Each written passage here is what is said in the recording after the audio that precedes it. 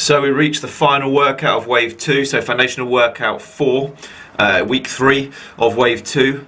Starts the same as always. It's going to be 2 warm-up sets followed by 3 working sets, 12 barbell Romanian deadlifts or RDLs, followed by as many press-ups as possible, and then T-bar rows for 12 reps. So I'm actually going to use the lat buster row today, so using this bar instead of getting my hands close to the top of the barbell.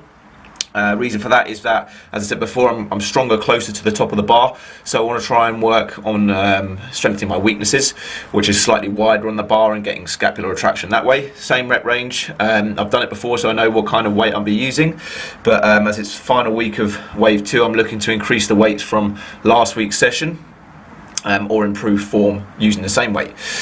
2 warm-up sets, 3 working sets after 5-minute warm-up on the Airdyne. Let's get it going.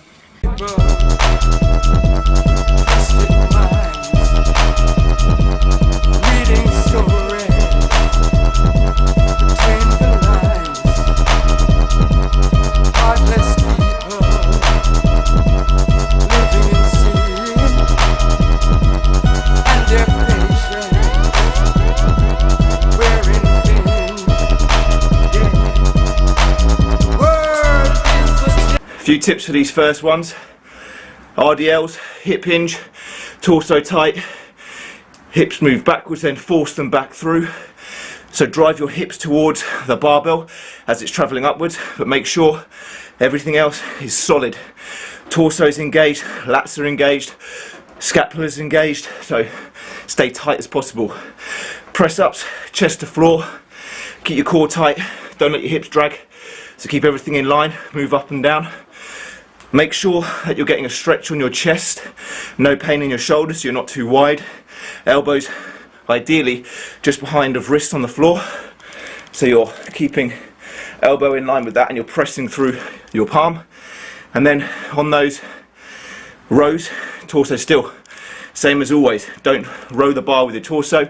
Make sure you're using your back muscles and your biceps in order to move the bar up and down.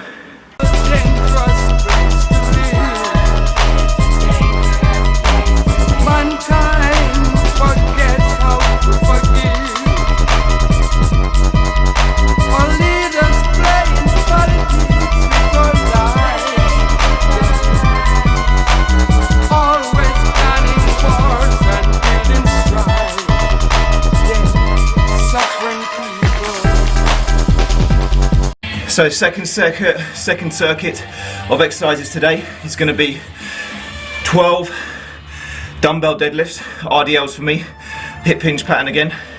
If you want to bring more quads in, then bend your knees more, but still make it a deadlift. Then it's going to be 12 bench press, and then 12 kettlebell bent over rows. 3 sets, 90 to 120 seconds rest between sets.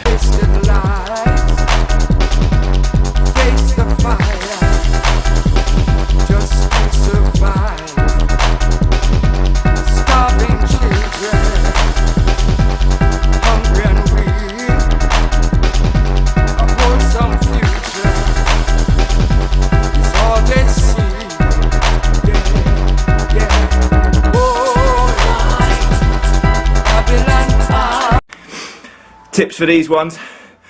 I'm using the dumbbells in an RDL, similar to the barbell movement we just done, so everything stays the same.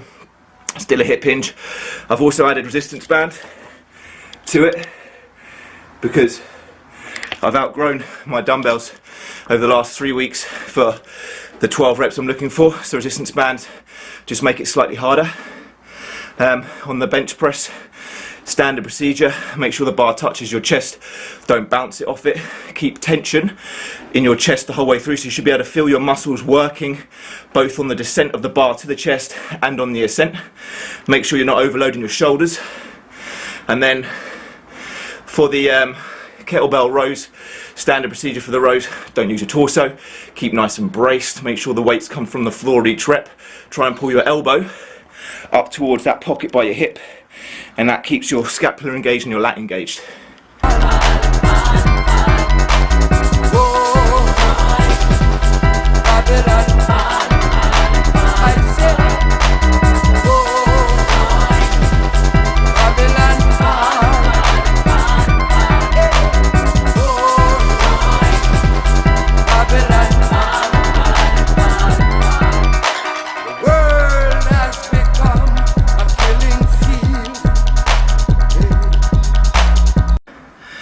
Last circuit for today is 20 kettlebell one arm swings on both arms, and then 20 kettlebell one arm cleans on both arms, and then 60 seconds rest in between sets, and it's 3 sets in total. We are all treading on melted steel. Yeah. Those who can hear will surely feel. This is no joke, man. This is for real. Yeah. Is there a future? Some tips for these last ones. It's all about hinging today, so on those kettlebell swings, whether it's one arm or two arm, you get that hinge. Make sure you're not arching your back like this, keep it nice and tight, nice and straight. Your hips move backwards and then drive your glutes forwards as the kettlebell comes from underneath you.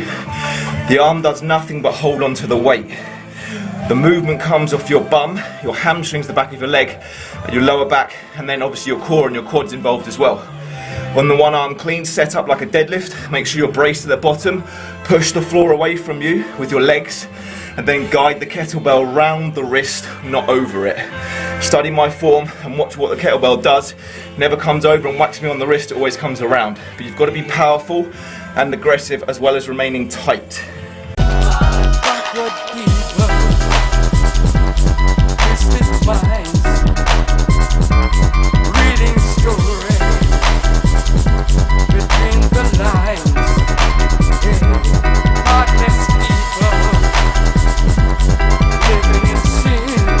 That's it for wave 2, all done. So move into wave 1 next week. Back to lower reps, higher weight hopefully. Be interesting to see if I've gained any strength by going higher reps. I know my strength endurance is going to be better, so when I go to 6 reps, even though the weight's going to be heavier and it will feel heavy, it won't get me out of breath as much. Hopefully my recovery between sets will be better as well. If you're following the program, hope you're enjoying it. If you're just following along the YouTube, then I hope you're enjoying it as well. If you've got any questions, as always, hit me up. My email, my social medias, or comment below the video and I'll get back to you as soon as I can. But we'll talk when we head back to the second wave 1 of this series and hopefully strength gains. Take it easy.